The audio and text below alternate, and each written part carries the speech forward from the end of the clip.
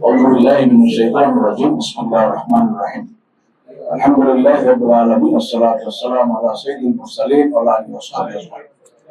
বাংলাদেশ জামাত ইসলামী ঢাকা মহানগর দক্ষিণ চব্বিশ আয়োজিত আজকের এই আলোচনা সভার সম্মানিত প্রধান অতিথি বাংলাদেশ জামাত ইসলামীর সম্মানিত সেক্রেটারি জেনারেল সাবেক এমপি অধ্যাপক মিয়া গোলাম পরোয়ার, বিশেষ অতিথি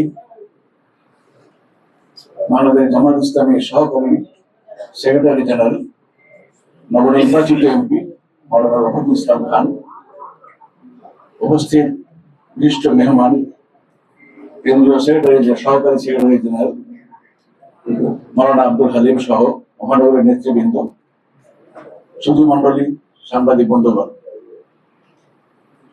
আজকের এই আলোচনা সভায় আমরা প্রধান অতিথি বিশেষ অতিথির বক্তব্য শুনেছি। একই জিনিস, একই বিষয়, কিন্তু আমরা এখনো এর কোনো সুরাহা করতে পারিনি। বড় বড় তদন্ত কর্মকর্তা ছিলেন অতীতে, আব্দুল কাহার আকন্দের মতো কর্মকর্তা ছিলেন যারা আমাদের নেতৃবৃন্দকে হত্যা করার জন্য বিশেষ তদন্ত রিপোর্ট তৈরি করেছিলেন। সেটা থাকার পরেও কিন্তু এইরকম একটি রিপোর্ট আমরা বের করতে পারিনি।